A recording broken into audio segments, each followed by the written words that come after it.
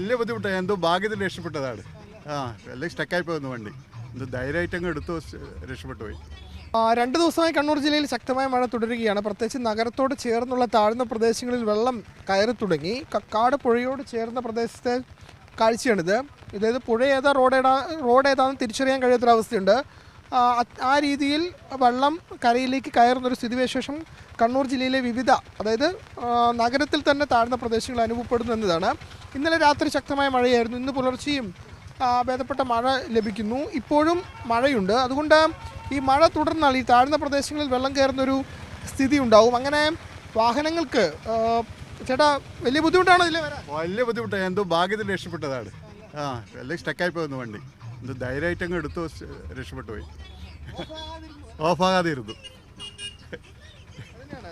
ഈ വെള്ളക്കെട്ടിലൂടെ ഓടിക്കുമ്പോൾ തന്നെ, അതായത് ബുദ്ധിമുട്ടാണ് ഇതിൽ ഓടിച്ച് വരാൻ. പക്ഷേ മറ്റു വഴിക്കുണ്ട്. എന്നാലും ഇതിലെ വരേണ്ട ആളുകൾക്ക് വലിയ ബുദ്ധിമുട്ട് അനുഭവപ്പെടുന്നു എന്നതാണ്. അങ്ങനെ വാഹനങ്ങളും മറ്റും ഓഫായി പോയാൽ അവിടെ പിന്നീട് അത് മുന്നോട്ട് പോകാൻ കഴിയില്ല. ഏതായാലും ഓഫാകാതെ വണ്ടി ഓടിക്കുക എന്നതാണ് ഈ വെള്ളക്കെട്ടിലൂടെ. എങ്ങനെ മാത്രമേ നമുക്ക് ഓഫായി കഴിഞ്ഞാൽ പിന്നെ വണ്ടി ഓണാകാൻ കഴിയില്ല. എന്നാലും ഇപ്പോഴത്തെ സാഹചര്യത്തിൽ ഇതാണ് കണ്ണൂർ നഗരത്തിലെ ഈ പറയുന്ന താഴ്ന്ന പ്രദേശങ്ങളിലെ ഒരു അവസ്ഥ. കണ്ണൂർ ജില്ല മുഴുവൻ പരിശോധിക്കുമ്പോഴും സമാനമായ സ്ഥിതിവിശേഷം ഉണ്ട് എന്നതാണ്. നഗരമേഖലയിൽ മാത്രമല്ല മലയോര മേഖലയിലും ശക്തമായ മഴ ലഭിക്കുന്നു. പ്രത്യേകിച്ച് മലയോര മേഖലയിൽ പേരാവൂർ, ഇരിട്ടി, ശ്രീകണ്ഠാപുരം, ചെമ്പേരി, ആലക്കോട് തുടങ്ങിയ ഇടങ്ങളിലൊക്കെ തന്നെ ശക്തമായ മഴയാണ്. മലയോര മേഖലയെ സംബന്ധിച്ചിടത്തോളം ഉരുൾപൊട്ടൽ ഭീഷണിയുണ്ട്, മണ്ണിടിച്ചിൽ ഭീഷണിയുണ്ട്. അതുകൊണ്ട് ജാഗ്രത പാലിക്കണമെന്ന മുന്നറിയിപ്പാണ് നൽകിയിട്ടുള്ളത്. താഴ്ന്ന പ്രദേശങ്ങളിലാകട്ടെ ഇത്തരത്തിൽ വെള്ളക്കെട്ടും ഈ റോഡിലേക്കും ഒക്കെ വീടുകളിലേക്കും വെള്ളം കയറുന്ന ഒരു സ്ഥിതിവിശേഷമുണ്ട്.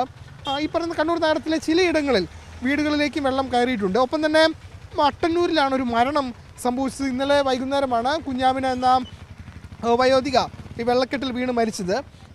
ഏതായാലും ശക്തമായ മഴ തുടരുന്നു. ഇനിയും ശക്തമായ മഴ തുടരുമെന്നാണ് കാലാവസ്ഥാ നിരീക്ഷണ കേന്ദ്രത്തിൻ്റെ മുന്നറിയിപ്പ്. അങ്ങനെ മഴ തുടർന്നാൽ തീർച്ചയായും കൂടുതൽ വെള്ളം കയറാനുള്ള സാധ്യതയുണ്ട്. ഇപ്പോൾ ഇത്രയും വെള്ളം കയറി.